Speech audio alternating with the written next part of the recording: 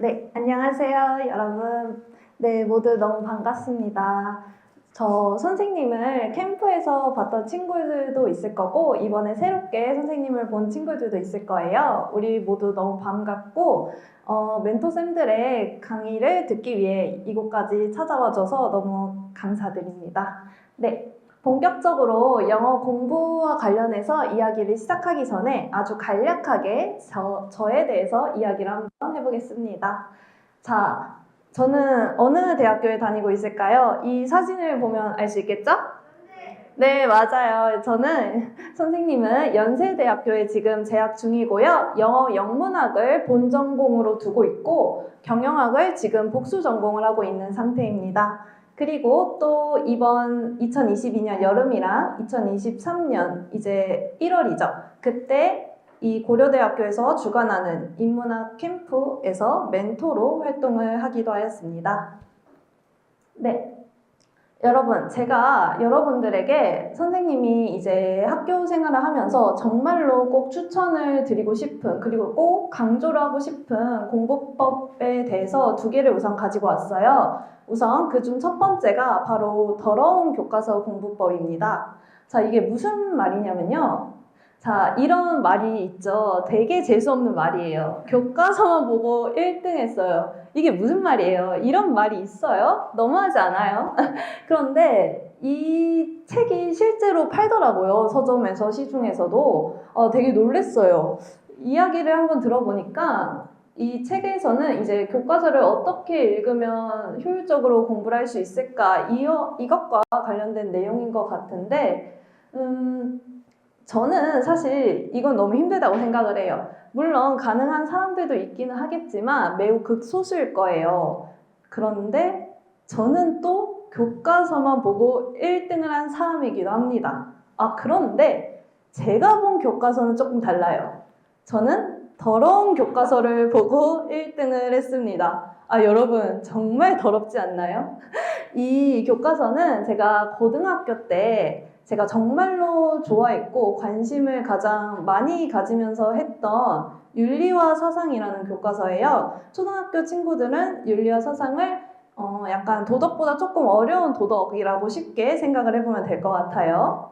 네, 그런데 제 교과서가 왜 이렇게 더러워졌을까요? 저는 선생님의 말씀을 받아 적는 아이였습니다. 그런데 모두 다 선생님의 말씀은 수업 시간에 충실히 들으면 다 받아 적을 거 아니에요? 저는 조금 다르게 선생님의 말씀을 다 받아 적었어요. 자, 다가 되게 중요합니다. 저는 교과서가 되게 불친절하다고 생각을 했어요. 이게 무슨 말이냐면요. 제가 노란색으로 형광펜 칠한 부분이 얘는 다스림의 시작이다 라는 말이에요. 이거는 이제 동양 윤리학자 중에 순자라는 분이 계시는데 그분이 하는 말이었어요. 그런데 제가 이 문장을 읽자마자 호기심, 그러니까 궁금한 게 생기는 거예요. 얘가 도대체 뭐지? 그러니까 뭔가 국가를 다스리려면 법이 있어야 될 것 같은데 갑자기 뜬금없이 얘가 나오는 거예요. 그래서 얘로 국가를 도대체 어떻게 다스릴까 궁금한 거예요. 얘는 추상적인 개념인데 뭐 이렇게 써져 있는 것도 아닌데 이걸로 국가가 다스려지나? 너무 궁금한 거예요. 그런데 교과서 안에는 얘가 무엇인지 정확히 나와 있지 않았어요. 저는 뭔가 이렇게 별표 치고 얘 점점 얘 땡땡 치고 뭔가 있을 줄 알았는데 그런 게 없더라고요. 그래서 이러한 불친절한 교과서를 조금 보충하고자 선생님의 말씀을 필기를 이용을 해서 적어놨습니다. 즉 다시 말씀드리자면 교과서를 큰 틀로 생각을 하고 선생님 말씀을 세부적인 틀로 생각을 했어요. 교과서는 어차피 그 정해진 양 안에서 여러분들에게 요약된 핵심적인 내용만을 전달해야 하기 때문에 내용이 압축되어 있어서 자세하다고 생각이 들기 힘들 거예요. 그런데 선생님의 말씀 같은 경우에는 그러한 큰 틀, 요약된 내용을 여러분들이 이해하기 쉽게 풀어서 설명을 해주셔야 하기 때문에 자세한 내용이 들어가고 그런 것을 저는 세부적인 틀로 잡고 이해를 했습니다. 한번 볼게요. 네모칸으로 칠한 게 제가 실제로 선생님의 말씀을 받아 적은 거고요. 화살표가 제가 말씀을 받아 적은 순서, 흐름이라고 생각을 해보시면 될 것 같아요. 좀 자세히 볼게요. 동그라미 친 부분이 실제로 교과서에 있었던 단어였고, 네모칸에 제가 넣은 게 선생님의 말씀을 그냥 말투, 토시 그런 거 다 똑같이 받아 적은 내용이에요. 자, 얘라는 거 밑에 학교 선생님께서 뭐라고 설명을 해주셨냐면 이상사회를 만들기 위한 법이라고 생각하면 쉬워. 착하고 훌륭한 사람이 만든 원칙에 따르면 돼. 이러한 말씀을 하셨어요. 저는 얘가 뭔지 몰랐으니까 그냥 이걸 다 받아 적었어요. 그러니까 이해가 되는 거예요. 아, 이 얘라는 거를 옛날에 그 학자는 법이라고 생각을 하면서 이야기를 했구나. 아, 그러면 어차피 법으로는 국가를 다스릴 수 있으니까 아, 이건 이해됐어. 그래서 얘는 법이구나. 그래서 예치는 법치. 예치는 여러분 얘로 통치한다. 법치는 법으로 통치한다 라고 생각을 하시면 쉬워요. 그래서 예치라는 단어 밑에 법치라고 적어놨어요. 그런데 또 궁금해지는 거예요. 법치이면 그러면 이 학자도 법가가 아니야? 라는 궁금증이 생긴 거예요. 법가는 법을 중시하는 학파라고 생각을 하시면 돼요. 그런데 지나가는 말씀으로 선생님께서 그렇다고 법가는 아니야 라는 말을 해주시는 거예요. 그래서 저는 이것도 받아 적었어요. 그런데 실제로 이 그렇다고 법가는 아니야가 매우 중요한 말씀이었고 이게 어려운 시험 문제 중 객관식의 오지선다 중 한 문항으로 나왔던 거예요. 이 학자는 법가다 이런 식으로 나왔었어요. 그런데 이거를 저는 사실 선생님 말씀을 그냥 그대로 흘러 들었다면 이 사람은 법가일 거야 라고 생각을 하고 풀었을 거예요. 그러면 저는 그 답이 틀리게 되었겠죠. 그래서 그만큼 선생님의 말씀을 필기를 많이 하는 것이 중요하다는 것을 알려드리고 싶었어요. 자, 그래서 더러운 교과서 공부법의 효과는 앞에서 말씀드렸던 것처럼 선생님 말씀이 자세한 내용이 되면서 저희는 그 자세한 내용을 듣고 제가 몰랐던 새로운 정보를 알게 됨으로써 질문이 생겨요. 궁금한 점이 많아지는 거죠. 그래서 이것도 궁금하고 저것도 궁금하고 그 궁금증에 대한 해답을 찾아가는 과정에서 자동적으로 탐구가 가능해져요. 즉, 저는 이거를 꼬리물기식 질문이라고 하고 싶어요. 그래서 꼬리물기식 질문을 통해서 학습을 하게 되면 암기를 넘어서 이해가 되고 이해가 되면 여러분은 자동적으로 탐구 능력이 향상될 수 있어요. 제가 겪었던 일화 하나만 말씀드릴게요. 아까 나왔던 똑같은 교과서예요. 그런데 여기서는 이제 싱어라는 학자가 나오는데 이 학자가 이런 말을 했어요. 쾌락과 고통을 느낄 수 있는 모든 동물의 이익을 동등하게 고려해야 한다. 너무 어려워요, 말이. 자, 그런데 저는 갑자기 궁금한 거예요. 제가 알고 있었던 동물은 모두 쾌락과 고통을 느낄 수 있다고 생각을 했어요. 그런데 굳이 동물 앞에 쾌락과 고통을 느낄 수 있는 이라는 말을 적어 놓은 게 수상하잖아요. 그래서 그러면 쾌락과 고통을 느낄 수 없는 동물이 있을까? 궁금해졌어요. 그래서 쾌락과 고통을 느낄 수 있는 동물에는 뭐가 있지? 또는 쾌락과 고통을 느낄 수 없는 동물에는 뭐가 있지? 이런 것과 관련해서 검색을 한번 해봤어요. 네이버에 가장 쉽게 검색을 해봤죠. 어떻게 검색을 했냐면 쾌락과 고통을 느낄 수 없는 동물 진짜 이렇게 딱 쳤어요. 그러니까 척추가 없는 동물은 감각을 느낄 수 없다라는 말이 있는 거예요. 그래서 무척추 동물은 감각을 느낄 수 없다. 즉 쾌락과 고통을 느낄 수 없다라는 거를 깨닫게 됐어요. 그런데 뭔가 이상해요. 유튜브에서 제가 그 완전 거대한 문어를 잡았는데 사람들이 막 칼로 썰어요, 다리를. 그런데 문어가 그 과정에서 막 팔딱팔딱 뛰고 실제로 잘려나간 다리 역시 팔딱팔딱 뛰고 있어요. 그러면 뭔가 말이 안 맞지 않아요? 문어는 무척추 동물이라는 거는 그 사전에 딱 나와 있는데 애는 감각이 있기 때문에 그렇게 팔딱팔딱 움직이는 거 아닐까요? 감각이 없다면 칼로 썰어도 가만히 있어야 되잖아요. 그냥 너무 궁금한 거예요. 그래서 안 되겠다. 그냥 이 학자가 썼던 책을 읽어보자 해가지고 실제로 앞에서 말씀드린 그 이론이 나왔던 유명한 저서인 동물의 방이라는 책을 읽어봤어요. 이 책에는 쾌락과 고통을 느낄 수 없는 동물이 뭐가 있는지 뭔가 예시로 나와 있을 것 같은 기대감을 안고 읽었는데 실제로 어떤 동물이 그렇게 느낄 수 없는지가 나와 있지 않는 거예요. 그러니까 쾌락과 고통을 느낄 수 있는 동물인 돼지나 소 이런 대표적인 애들만 나와 있지 뭐는 못 느낀다 이런 게 없는 거예요. 제가 궁금한 건 그건데 그래서 퀴즈입니다. 제가 마지막으로 썼던 방법은 무엇일까요? 힌트는 이 프로필, 이 학자의 프로필을 좀 자세히 살펴보면 뭔가 감이 오실 수도 있어요.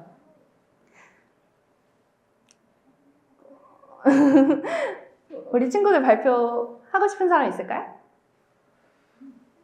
이 친구가 먼저 손들어서 네. 논문 보기? 논문도 찾아봤었긴 했어요. 그런데 그거는 마지막 방법은 아니었어요. 이 친구 먼저 시켜줄게요. 먼저 손들어서. 네, 맞았어요. 아이고, 어떻게 맞췄지? 아이고. 우리 친구는 뭐라고 말하려고 했어요? 비슷했는데 아깝다. 네, 감사합니다. 너무 고마워요. 맞춰줘서. 오, 대단해요. 어떻게 맞췄지? 힌트는 사실 무슨 내용이었냐면 여기 출생 있잖아요. 우리 원래 학자들은 뭔가 다 오래된 사람, 옛날 사람이라고 생각하니까 다 돌아가신 분이라고 생각하기 쉬운데 이분은 출생만 있고 아직 사망이 없어요. 그렇다는 건 아직 살아 계신다는 거죠. 아직 프리스턴 대학교 교수님으로 정말로 활발히 활동을 하고 계세요. 책도 몇 년 전에 내셨고 인스타그램도 너무 열심히 하시는 학자분입니다. 여러분들 나중에 관심 있으면 한번 찾아보면 좋을 것 같아요. 네, 연락을 했어요. 메일을 찾아서 우리 친구가 말한 것처럼 메일을 찾아서 직접 연락을 했어요. 사실 답장이 안 올 줄 알았거든요. 그런데 다음날에 와 있는 거예요, 답장이. 이게 우선 전 너무 놀랐어요. 어떻게 이런 유명한 학자분께 답장을 받을 수가 있지? 해가지고 우선 놀랐는데 읽어보니까 막 너무 좋은 질문이에요. 이 비디오랑 뭐 논문을 한번 읽어보세요. 해가지고 결국에 이 학자가 말하는 그러한 것을 느낄 수 없는 동물은 곤충이라는 거예요. 문어는 느낄 수 있다고 인정을 해주셨어요, 이 학자님이. 그래서 곤충은 느낄 수 없구나. 좀 더 궁금하네. 보내주신 영상이랑 논문을 읽어보자 해가지고 제 탐구가 이렇게 마지막 종점을 찍게 되었습니다. 자, 그래서 또 두 번째 효과에 대해서 말씀을 드려볼게요. 당연한 이야기죠. 시험 문제가 눈에 보여요. 선생님 말씀을 다 받아 적으면 나중에 복습할 때 이 말씀을 도대체 몇 번이나 하신 거야? 이런 생각이 들어요. 왜냐하면 제가 받아 적은 결과 거의 강조하신 부분은 5번 이상은 말씀을 하셔요. 그래서 반복되는 강조 부분은 당연히 시험 문제로 출제되니까 시험 문제가 눈에 보이게 되는 거겠죠. 자, 그리고 두 번째는 우리가 고등학교에 올라가면 여러분들이 시험 범위가 더 이상 예전 같지가 않아질 거예요. 정말로 양이 많아집니다. 그 양이 많은 거를 다 읽기에도 벅찬데 정말로 시험 막바지에 들어서는 그 내용을 다 읽는 거는 사실 불가능해요. 복습을 할 때 그래서 조금 효율적으로 복습을 하는 법을 알아야 되는데 이렇게 선생님의 말씀을 다 받아 적게 되면 아까 무엇이 강조되고 있는지 무엇이 중요한지를 알 수 있으니까 걸러낼 수 있어요. 이거는 시험에 안 나오겠다. 시험 직전에 이건 안 봐도 되겠다. 빨리빨리 효과적으로 공부를 할 수 있는 거죠. 자, 그리고 두 번째는 제가 틈틈이 이용한 자투리 시간 공부법에 대해서 이야기를 해보려고 해요. 자, 여러분 아주 쉬운 속담이 있죠. 시간은 금이다라는 말이 있어요. 그런데 금보다 비싼 게 있죠. 자투리 시간은 백금이에요. 즉 다이아몬드입니다. 자투리 시간이 그냥 시간보다 저는 너무나도 중요하다고 생각을 해요. 저는 이제 학교를 가거나 아니면 학원을 가거나 아니면 어디를 갈 때 버스를 타는 경우에 15분에서 20분이 걸렸고요. 아니면 이제 학교를 집으로 돌아오는 길에는 저는 좀 많이 걸어 다녔어요. 그리고 아니면 어디 또 갈 때 걷거나 할 때는 15분에서 20분 또 걸리고 이제 고등학교 때 저는 좀 혼자 밥 먹는 경우가 많았어요. 어디 독서실에서 공부하다 나오면 밥 먹을 때 그냥 밖에서 먹는 경우가 많아가지고 그럴 때 음식이 나올 때 기다리면서 15분에서 20분을 보내고 이러한 시간들이 결국에 다 합쳐지면 45분에서 60분, 즉 1시간이 나오는 거예요. 그러면 우리는 하루에 학교 수업 1개 분량의 시간을 낭비하고 있는 게 되는 거죠. 이 시간이 너무 아까운 거예요. 이 1시간이 너무 소중해서 저는 이 1시간을 조금 더 효율적으로 이용을 해야겠다라고 생각을 했어요. 그래서 암기 카드를 만들었습니다. 암기 카드에 저는 조그만 암기 카드를 하나 사서 책 이외의 단어들을 적으면서 외웠어요. 이건 무슨 말이냐면 뒤에 가서 다시 설명을 해드릴게요. 우선 암기 카드 내용에는 제가 모르는 단어들을, 영어 단어들을 왼쪽에 적고 오른쪽에는 한국어로 뜻을 적었어요. 그리고 추가적으로 이 영어가 명사로 쓰였는지 동사로 쓰이는지 이러한 품사 표시도 해주었습니다. 자, 그러면 단어책 이외의 단어들을 적는 건 무슨 말이냐면요. 독해책이나 문법책 등에서 모르는 단어를 체크해서 그거를 암기 카드로 적는다는 거예요. 자, 우리 모두 일반적으로 우리 친구들이 가지고 있는 영어 단어책 있을 거 아니에요? 이렇게 뭐 서점에서 파는 단어책이 있을 거예요. 이거는 기존 단어책이라고 할게요. 이거는 그냥 여기 안에서만 외우시고 제가 말씀드리는 단어는 이렇게 독해책, 이렇게 뭐 저희가 지문을 풀 때 모르는 단어들이 있을 거 아니에요? 형광펜으로 색칠을 하시고 또 문법책을 풀 때도 가끔가다 모르는 단어가 있을 수도 있어요. 저도 모르는 단어가 있어서 이렇게 체크를 해봤어요. 자, 이러한 단어들을 우리가 그냥 체크만 하고 넘어가면 얘네들은 그냥 못 외우고 넘어가는 거예요. 그냥 낭비되는 단어들이에요. 너무 아깝잖아요. 그래서 이 단어들만 모아서 아까 그 조그만 암기 카드에 정리를 하면서 외우고 다녔습니다. 자, 두 번째는 어떻게 활용을 했냐면 이건 시험 기간 때였는데 시험 기간 때 이제 암기가 필요한 과목들, 예를 들어 뭐 사회 과목이나 아니면 이제 뭐 과학 과목도 요새 암기가 필요하니까 그러한 과목들을 정리한 것을 외우고 다녔어요. 그런데 이때 뭐가 중요한 거냐면 자투리 시간 하루에 하나가 있으면 그때는 이 정도 분량만 외우자. 그러니까 딱 한 장만 외우자. 나 오늘 이 한 장 격파할 거야. 이런 마음가짐으로 자투리 시간을 활용했어요. 예를 들어 나는 오늘 에피크로스 학파를 아예 부셔버릴 거야 해서 이 에피크로스 학파에 대해서만 자투리 시간에 외웠고 아니면 오늘 나는 미국 독립혁명의 연표를 다 외울 거야. 이러한 마음가짐으로 자투리 시간에 이러한 것들을 외우고 다녔습니다. 자, 그리고 이제 제 본전공을 좀 살려서 영어 공부법에 대해서 여러분들께 이야기를 해보려고 해요. 자, 우선 영어에는 총 4가지 기술이 있어요. 여러분들이 모두 아시다시피 듣기, 말하기, 쓰기, 읽기가 있겠죠. 그런데 여러분 영어를 잘한다는 건 저는 2가지가 있다고 생각을 해요. 첫 번째는 내가 외국에 가서 일상생활이 가능할 수 있게끔 외국인들과 대화를 잘할 수 있는 그러한 영어를 잘하는 게 있고 두 번째는 내가 대학 입시를 위해서 수능을 잘 보기 위해서 학교 시험을 잘 보기 위해서 즉 한국식 영어를 잘한다는 게 있어요. 그런데 여러분 여기 오신 여러분들은 모두 사실 2번째를 위해서 오신 거라고 생각을 해요. 그래서 이번에는 2번째 영어 방법, 즉 한국식 영어를 잘하기 위한 방법에 대해서 이야기를 해보겠습니다. 자, 우선 말하기랑 쓰기는 사실 학교 수행평가에서만 많이 다룰 거예요. 수능에서도 안 나오고 학교 시험에서도 안 나올 거예요. 그래서 말하기와 쓰기는 여러분들이 그냥 그때그때 대비를 하시면 충분할 거고요. 듣기 같은 경우에는 이제 수능의 3분의 1 정도 차지를 하고 하지만 이제 학교 시험에서는 듣기가 안 나오겠죠? 그래서 듣기 같은 경우에는 2가지 방법이 있는데 매일 한 장씩 정말 꾸준히 연습을 하시던가 아니면 방학 길잖아요? 2주나 3주 잡아서 그냥 그때만 집중적으로 듣기를 계속 하는 거예요. 그렇게 하면 여러분 문제없이 듣기는 정말로 대비가 가능합니다. 자, 그래서 제가 마지막으로 강조하고 싶은 건 읽기예요. 읽기는 사실 시험의 대부분을 거의 다 차지하고 있다고 볼 수 있겠죠. 읽기는 독해라고 볼 수도 있는데 이 독해를 어떻게 향상시킬 수 있는가, 독해 실력을 어떻게 향상시킬 수 있는가에 대해서 여러분들께 팁을 드리자면 해석 노트를 만드는 거예요. 근데 4마리 토끼를 잡는 나만의 해석 노트를 만드는 거죠. 자, 해석 노트는 도대체 무슨 말이냐면요. 말 그대로 해석하는 거예요. 지문이 있으면 이거를 내 방식대로 나 스스로 해석을 하는 거예요. 실제로 문제집 보면 뒤에 지문에 대한 해설 나온 부분 있죠. 그 출판사들이 해석을 막 써주는데 그것처럼 똑같이 하면 돼요.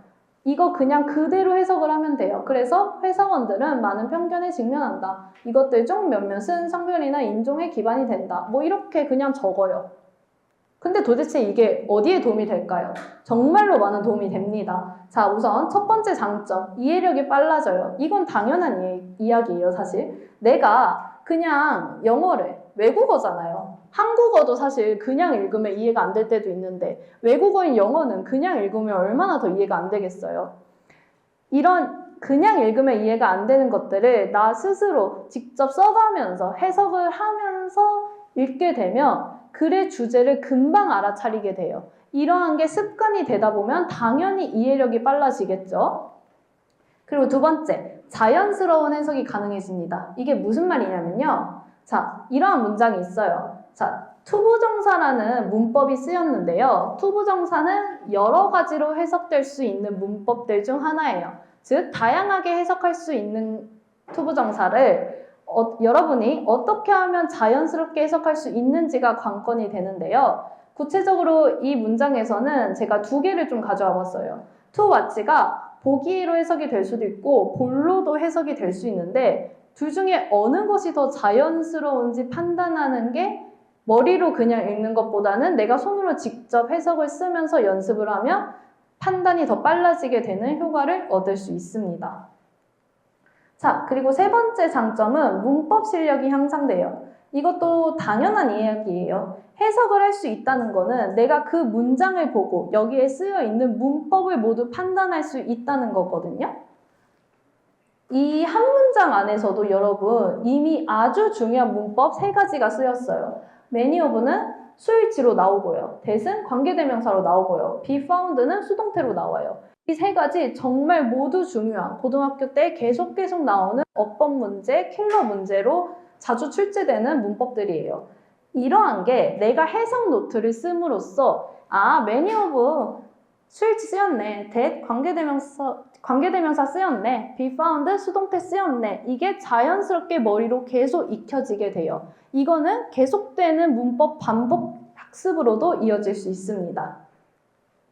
자, 4번째는 올바른 해석이 가능해져요. 이거는 잘못된 해석 습관을 고칠 수 있다는 말인데요. 여러분, 사실 내가 머릿속으로만 영어를 읽으면 내가 이거를 잘못 해석을 한다 하더라도 내가 그거를 눈치를 못 채요. 왜냐하면 그냥 넘어가니까요. 내가 이걸 틀렸는지도 모르는 상황이 발생하는 거예요. 그런데 해석 노트를 쓰면 잘못된 부분이 어차피 그 노트에 있으니까 내가 이 문장 잘못 해석했구나를 알아차리게 되고 그게 교정이 되는 거겠죠. 제가 가르치는 학생들 중 한 명인데 이 학생이 처음에 이러한 간단한 문장도 약간 자기 멋대로 해석하는 경우가 있었어요. 예를 들어 벗을 기준으로 1번을 앞문장을 먼저 해석을 하고 그 다음 뒷문장으로 넘어가야 되는데 이 친구는 아예 순서를 바꿔서 해석을 한 거예요. 그리고 두 번째로는 이 친구가 thanks to라는 뜻을 잘 몰랐나 봐요. thanks to는 뭐뭐 덕분에라는 뜻인데 이 친구가 그냥 thank you 이런 생각을 하니까 고맙고 라고 해석을 해온 거죠. 물론 지금은 이제 조금 그렇게 큰 영향을 미치지 않는 거를 틀렸기 때문에 해석에 커다란 문제가 없을 수도 있지만 이러한 잘못 해석하는 습관이 계속해서 쌓이면 쌓일수록 여러분은 글 자체를 아예 잘못 이해하게 되는 경우가 발생해요.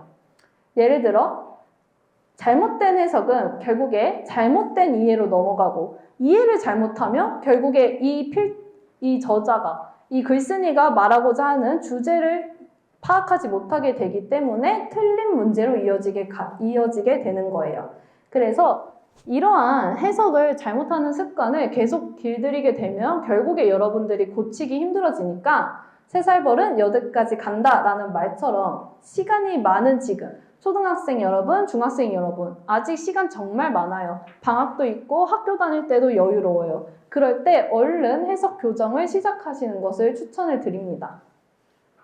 그래서 하나 더 가져와 봤는데 이제 주어도 없고 그냥 동사도 없고 아예 자기 멋대로 새로운 말을 만들어 오던 학생이 있었어요. 도대체 이 말은 어디서 나타난 거야? 라고 물어봤는데 자기도 모른대요. 그런데 이러한 학생이 한 명이 아니라 그냥 제가 가르치는 학생들 모두 그랬고 제가 이제 가르침을 받던 선생님 말씀도 들어보면 모든 학생이 그냥 다 이러한 케이스를 가지고 온다고 해요.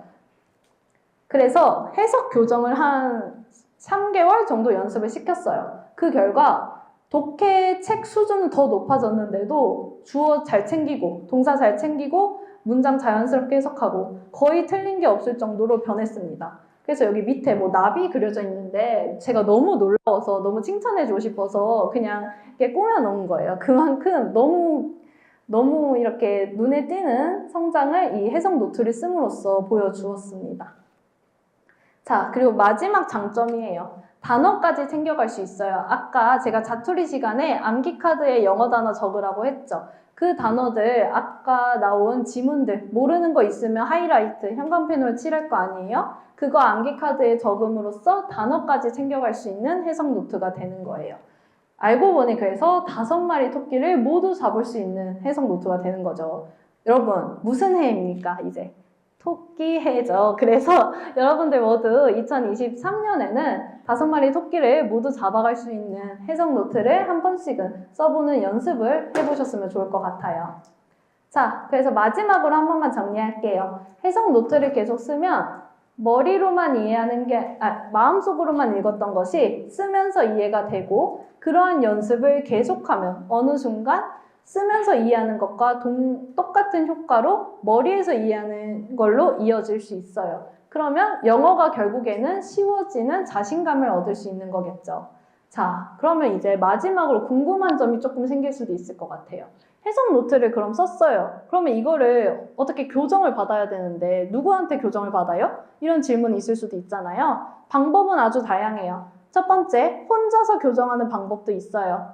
자, 우리 아까 그러한 문제집들은 뒤에서 다 해석이 다 있다고 했죠. 그 해석과 자기가 쓴 해석 노트를 비교하는 거예요. 비교하다 보면 이건 정말 해석과 다른 문장들이 몇 개 있을 거예요. 그거는 완전히 잘못 해석한 내용이겠죠? 그런 건 체크를 해서 좀 다시 보고 이해가 안 되면 뭐 학교 선생님께 질문을 해도 되겠죠? 그리고 두 번째는 가까운 주변 부모님이나 아니면 친척들 아니면 학교 선생님 아니면 지금 학원을 다니고 있거나 과외를 받고 있는 학생은 그런 선생님들께 부탁드리는 거예요. 선생님 저 이거 해석했는데 한 번만 봐주세요. 아니면 그렇게 다 부탁드리기 어려우면 그렇게 앞에서 혼자 그 문제집 해설이랑 비교를 하면서 체크한 부분만 선생님 저 이거 한 번만 해석해 주시면 안 돼요? 이렇게 부탁드리는 거예요. 여러분들이 부탁드리면 무조건 다 해주실 분들이니까 그렇게 도움을 받으시면 될 것 같아요. 그리고 뭐 정 안 되면 진짜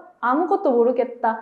진짜 누구에게 부탁드릴 방법이 없다 하면 그냥 네이버 지식인에 올리세요. 그러면 모두 다 답해드려요.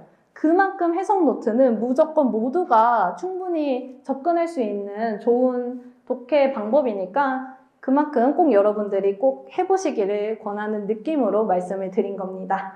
자, 이렇게 제 공부 방법과 영어 관련 이야기는 마쳤고요. 여러분들 모두 경청해 주셔서 너무 감사합니다.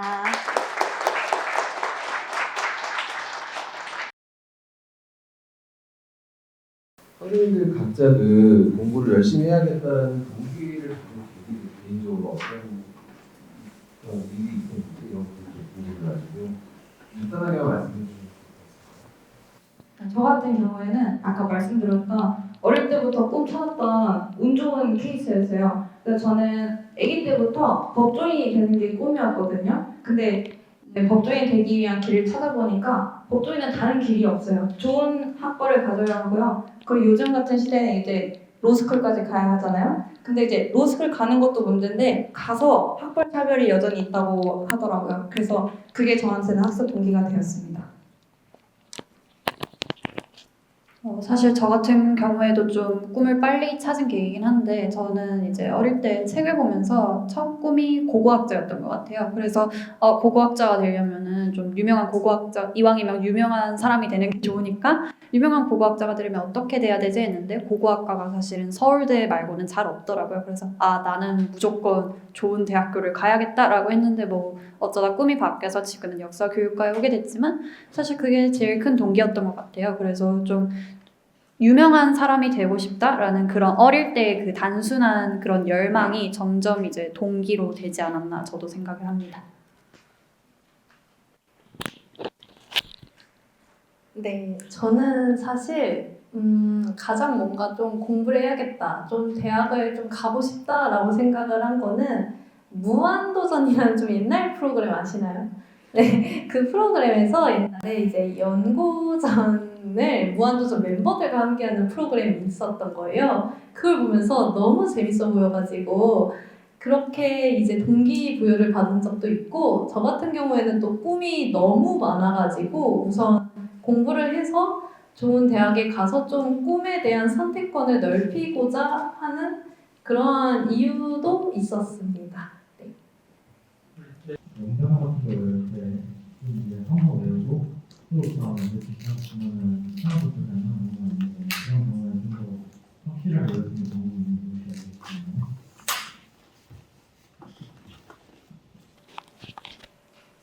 확실하게 외우는 방법이요. 우선 영어 단어를 이제 뭐 그냥 외우는 방법도 있고, 아니면 내가 외운 영어 단어를 직접 자기가 손으로 테스트지를 만들거나, 뭐 학원을 다니는 친구들은 항상 학원을 다닐 때마다 영어 테스트를 볼 거 아니에요. 그런데 저 같은 경우에는 그렇게 테스트를 본 결과 틀린 단어들이 있을 거 아니에요. 그 단어는 내가 계속 까먹는 단어일 테고 모르는 단어이기 때문에 한 번 더 시험을 봤어요. 그러니까 예를 들어 내가 오늘은 1부터 3단원까지 단어 테스트를 봐요. 그러면 거기서 한 15개 단어를 틀렸어요. 그러면 내일 그 시험에서는 4부터 6단원까지 볼 거 아니에요. 그 단어에 제가 틀린 단어들을 한 번 더 집어넣어서 시험을 보거나, 아니면 그렇게 해서 모르는 단어들은 저 같은 경우에는 설명해 드린 것처럼 암기 카드에 적어서 그냥 매일 외우고 다녔어요. 그때도 이제 암기 카드에 있는 영어 단어를 다 외우라는 게 아니라 자투리 시간에는 그 한 장에 있는 암기 카드, 그러니까 한 장에는 한 5개에서 6개 들어갈 거 아니에요. 그것만 외우자라는 마음가짐으로 그렇게 조금씩 외우다 보면 어느새 다 외워져 있더라고요. 그래서 틀린 거는 근데 사실 계속 반복해서 외우는 수밖에는 없을 것 같아요.